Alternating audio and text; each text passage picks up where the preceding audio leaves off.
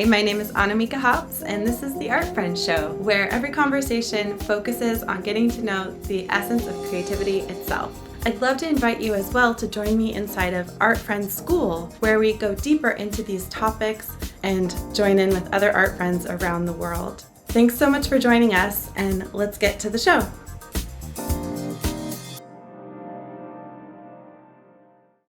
Welcome to the Art Friends Show. Here's an artist you're gonna love to know.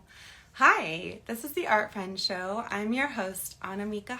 I live in Portland, Oregon, and I'm an artist and an encourager and mentor to other artists.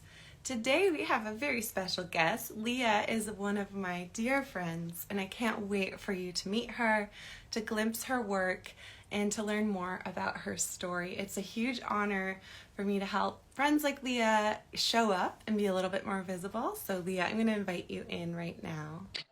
There she is. Hi, Leah, we did it. Yay!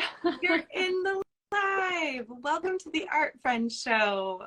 Oh, thanks so much for having me. So fun. Yeah, I'm so excited for people to get to meet you and see your work and hear your story. Can you just tell everyone your full name, where you live, and then show us some of your work? Yeah, for sure. My name is Leah Samour. I live in Portland, Oregon, and my work is just really inspired by nature. So I have some of my sketchbooks just to share from walks. This is one I just pulled up. Let's see. Yes. Got oh my goodness. and apple blossoms and figs. And what I've been playing with a lot right now is taking the sketches that I do in my book and trying to learn how to do them on Procreate. So I had pulled up, so I dropped that sketch in to Procreate and then played with turning it into Can I see that for another minute? Yeah. So you brought your sketch into this Procreate program, and then you're playing with gorgeous colors. Yeah. That's amazing. Because I find it easier to sketch ideas, manually, like on paper, but then it's been so fun playing with digitizing from my sketchbooks.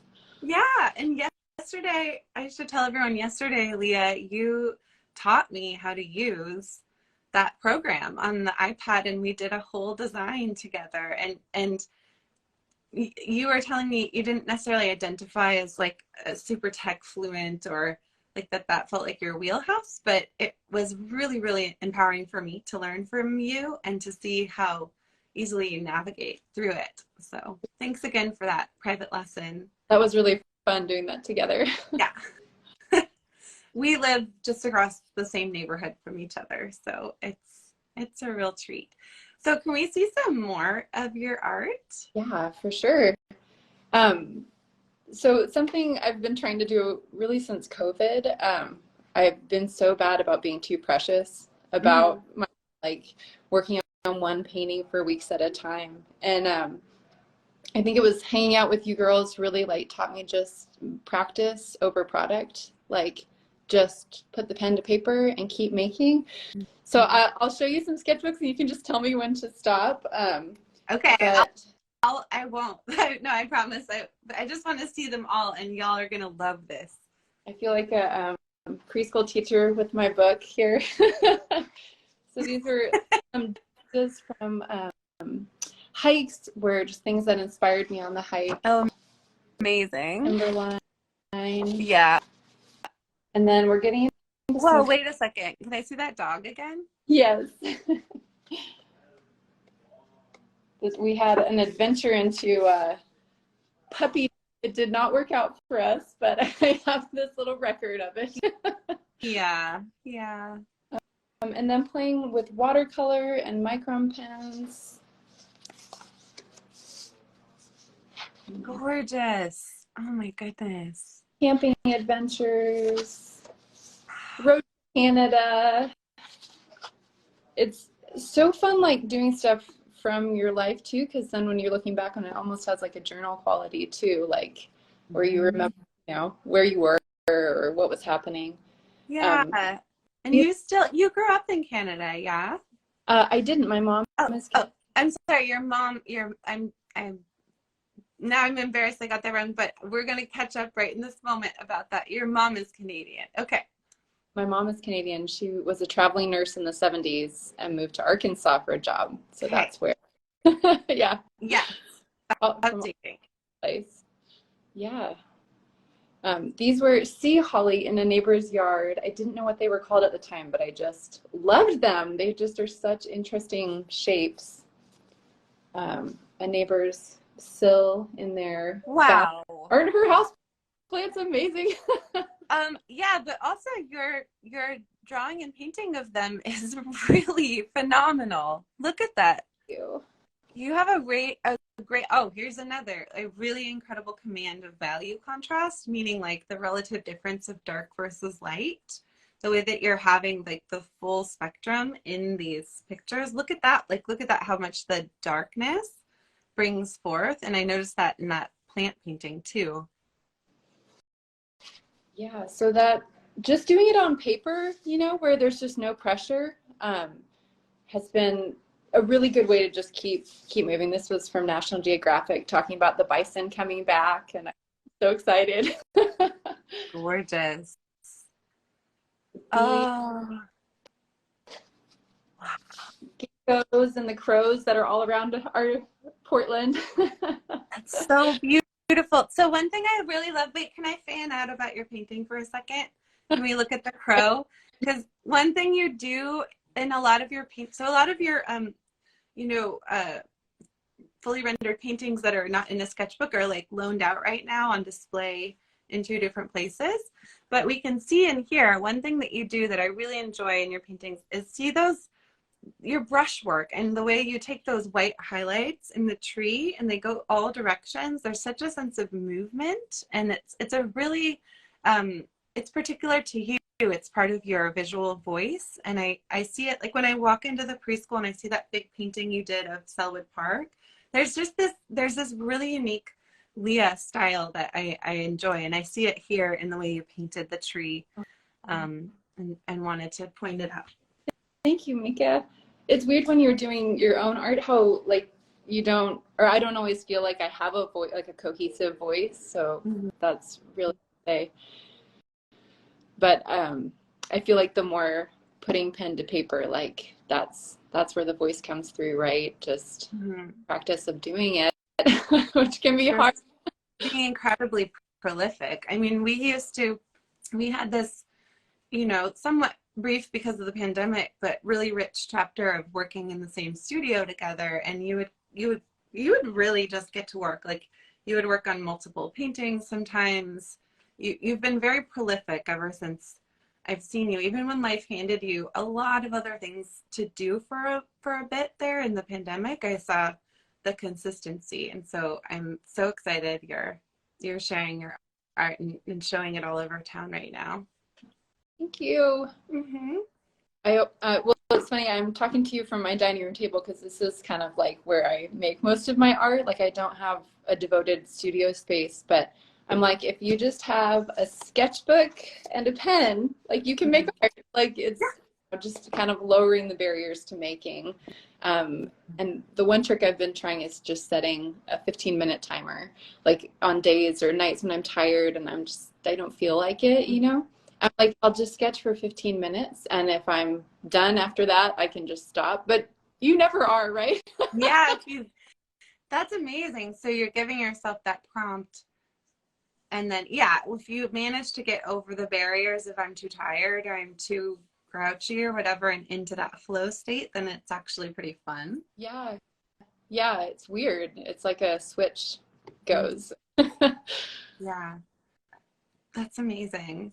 So typically I'm doing these interviews like a bit about the present moment, what you're working on, and then a bit of your backstory. Like, is there anything you want to share about how you came into the art you're making now or your experience making art in the past? Yeah, totally. I mean, you're a huge piece of that story, because pursuing art in my childhood was really discouraged. Like, that's not a real career path, that kind of thing. And I didn't know anybody who was doing it for a career. So it's like my brain my brain didn't know. It just didn't see that as an option.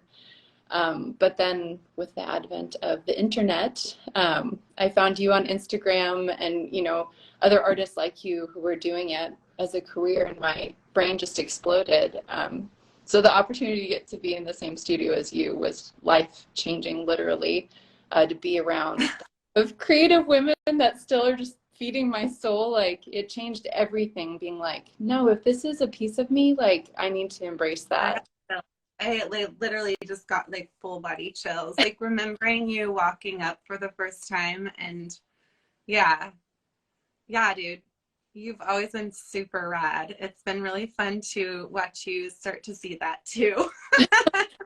I know you always knew it, but you know what I mean? Like, It's to think that I didn't even, I mean, I knew there were artists like gallery, you know, I don't know, like I just thought it was some upper echelon separate from just normal life, like that if I totally. was an artist then I couldn't do it kind of thing. Like, Fully. I mean, I've been a complete nerd about art my entire life, like interviewing muralists in middle school for my project, doing this my entire life, and I still find out new ways that people are making art, that people are making their way to make a living through art. I, you know, like even me, who's been encouraged my whole life to do this, I didn't know I could do it, right? I went into like healthcare after college for a bit before like muscling my way back. And there's a lot of need for these conversations to be out in the open. How do artists make a living?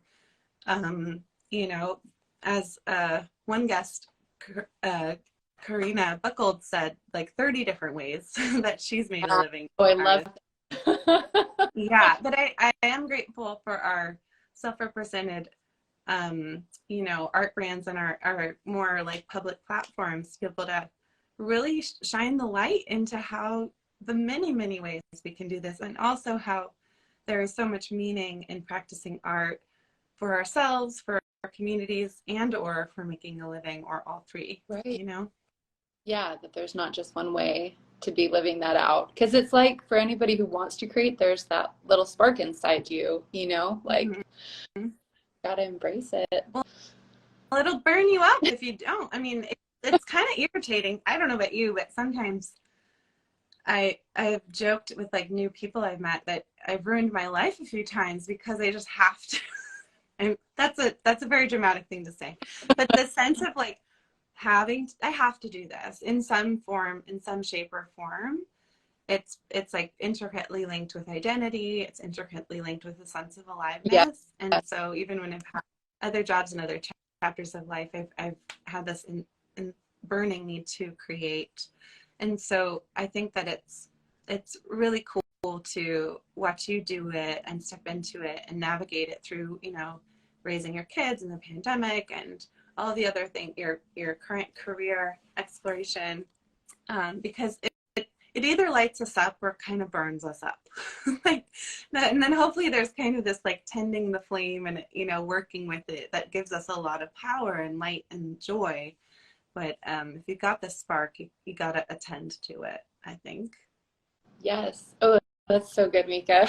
Okay, we'll work with that. I think we could get that into more of a nutshell. But yeah.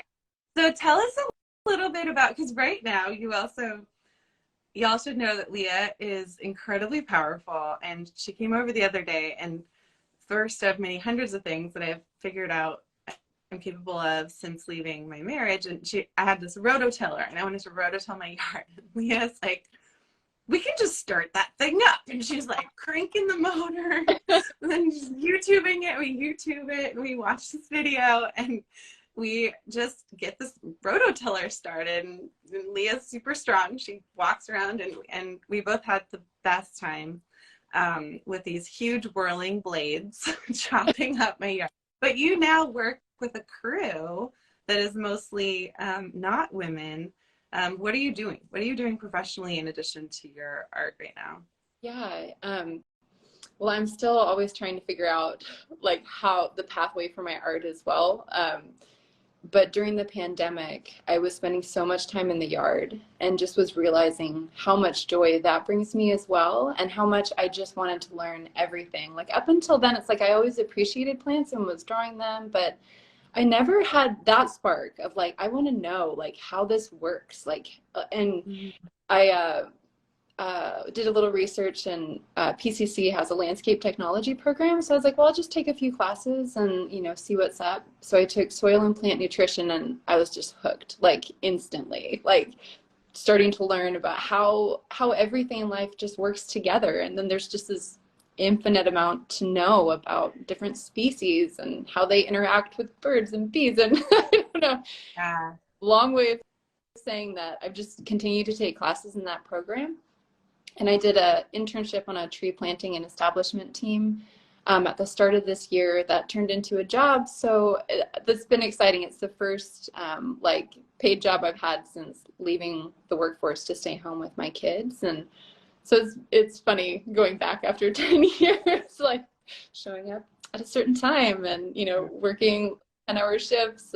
But it's been so good. I have so much physical energy and just love being outside. So I'm just curious how like all I'm learning is going to inform my art practice. Like I want to find where the intersect. That's kind of where I'm at right now, as I'm learning more about trees and all plants. Yeah. But So you're pulling 10-hour shifts, planting trees, driving a truck, hell yes. doing that, drawing and painting, parenting, speaking your voice. It's awesome. What do you see? What do you see? What glimmer do you see about your art that could be in the forefront for you? It could be coming next.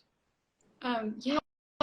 So I was doing a little research on like environmental art, like art that kind of brings a focus, you know, to people, because it's like the things that we notice and really like look closely at, Yeah. then, you know, we appreciate them more and we want to protect them. And so it's like there's just this little nugget in my head of wanting to use my art to bring more awareness. Like even I was just reading this article last night about how there's going to be $1.5 billion funneled into trees in the next 10 years. Just this consciousness of the importance, the role that they play, you know. And I was like, how can my art kind of like just bring attention to that? Because we, Yeah. with this crew, we have been working with the city. It's kind of like Friends of Trees, but through the city, where they bring trees to neighborhoods that have like don't have a canopy. But a lot of people don't want trees. Like they're like, oh, they're messy, you know, like I don't want that in, you know, in front of my house. And so I was just thinking about, you know, as powerful as it is, all the things that trees do for us, you know, but not oxygen and carbon sequestration. And I mean, just the list is endless. Wanting to find a way to connect my art with that passion of education around. I'm rambling. That's amazing. But yeah, so I don't know what that looks like. It's like in my head, I have this vision of like giant tree paintings, you know, like of different species, and like where then you could talk about all the different things that species does, you know, all the animals it feeds, you know, all the bugs that life it supports. I don't know. Yeah. We'll see. That's amazing. I'm so excited for you. The way it's already making connections between this thing you're very interested in, and how informative it is to our climate crisis and our micro communities. I mean, just even like the microclimate of a neighborhood with a tree canopy versus not.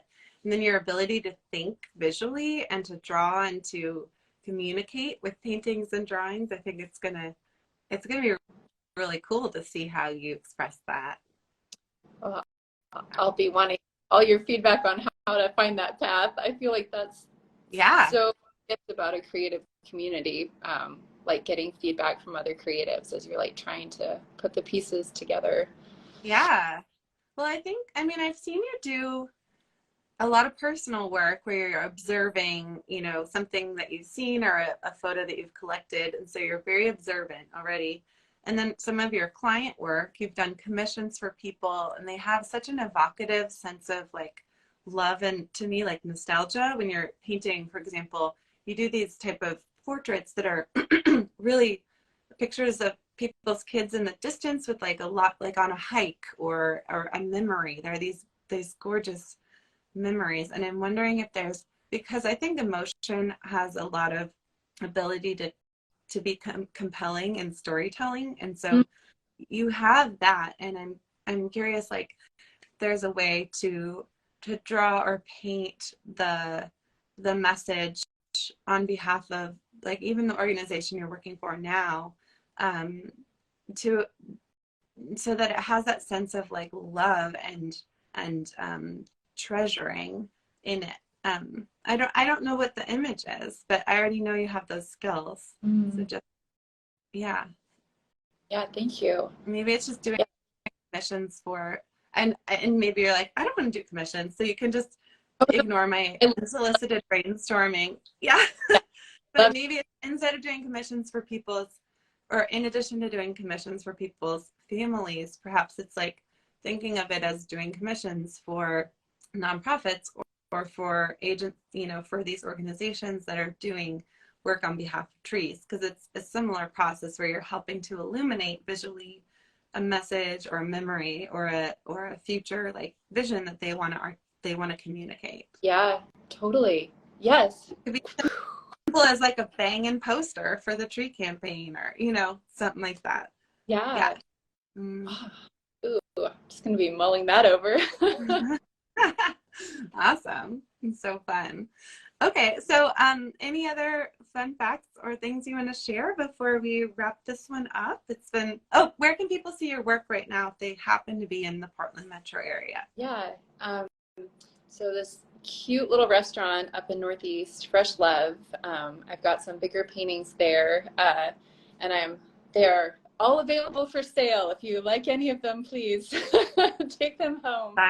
Yeah. Some big I did back when we were in the studio together, the artichokes. Yes. And then here in our neighborhood in Selwood, at this lovely little restaurant called The Bottle Shop. Have you been there, Mika? I have not. I don't think I've been there. But you have to go. Marty's had a show. I need to go. Yes. Let's go. Let's go on a friend date there. Yes, 100%. Okay. Great. Little patio on these beautiful days. It's a great place to hang out. But I have some paintings up there too, landscapes there, and also all available. And you have your frames. Can you tell us about the frames for your work? Yes, yeah. So my husband, Rogelio, has gotten into woodworking in the past, I want to say like 4 years. Like he's kind of taken over the whole garage with this hobby, just fully obsessed. And at first I was like, you took over the garage. And then when I was like, hey, what do you think about making frames for my paintings? And he was like, yes, that'd be awesome. Now I'm okay about him taking up so much space with the tools, because they're just really beautiful. I don't know the technical terms, so I'm not going to try and pretend. Yeah, they're gorgeous handmade frames for your paint. Yeah, please. Sorry, go ahead. Oh no, yeah, just that they're just beautifully crafted, and really it's funny because all the frames I have are up at those two places right now. And we were looking at one painting, and he was like, they just look kind of naked now without the frame, it just really finishes them off in a beautiful way. We're very much opposites, but when we find something like that where we, can partner, it just feels so fun. That's amazing. Yeah. Very cool. Awesome. Well, thank you so much for coming on the Art Friend Show and for sharing with anyone who's watching now or anyone who's watching in the future. Definitely follow along and go deep through her Instagram, because your work is so awesome. I'm such a fan of it, and it's really fun to watch you grow in your subject matter and, in your own interest, and see how that comes through in the art itself. Thanks, Mika. Thank you for doing this show. I guess I didn't say it on here yet, but I've been watching every interview. Like, I'll put it on for my 15 minutes while I'm sketching, and I feel like I'm getting to hang out with other creatives and just learning so much about how different everybody's practice looks. And I love that you're doing this. It is so beautiful, and I feel like I'm learning so much. So thank you for the energy you're putting out into the world. Oh my gosh, thank you so much. And the fact that you watch them absolutely thrills me because I have, done that with shows myself. And to think that we're creating another one, a new one, a different one, a conversation that I think one thing, because Leah, you and I have this, we're really intentional and fortunate to have cultivated a group of friends that bring out, like, to me, I've experienced like the best of friendship. It's the love, it's the setting the bar high, but the acceptance of all of it. There's not really like the gossip or competitiveness that can be found. Yeah, it's like, I think we're taking the culture of friendship into this like niche of art and putting it through the energy of this show. And I'm just so psyched. I can't tell you how like on purpose I feel like I'm living by doing this show. It's like, it's helped me completely like come through the deepest despair of the divorce and into my own light and power and into this sense of like, I know where I'm going now. I'm supposed to do this show and teach Art Friend School, keep mentoring artists and making my own art. And like, it can be that simple. So yeah, I'm excited. It's day 66 in a row.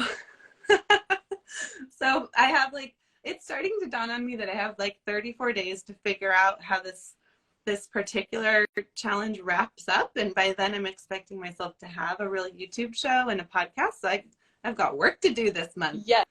Yeah. Yeah. Good work. I'm so excited for you. Yeah. Well, thanks for coming on and lending your energy to it. And I'll have you back on the as it keeps going. And have a beautiful rest of your day. You too. Thanks so much, Mika. Mm-hmm. Bye. I'd love to have you inside of Art Friend School, where we go deeper into these topics. Follow the link that's in the show notes or find it on my website at annamieka.com.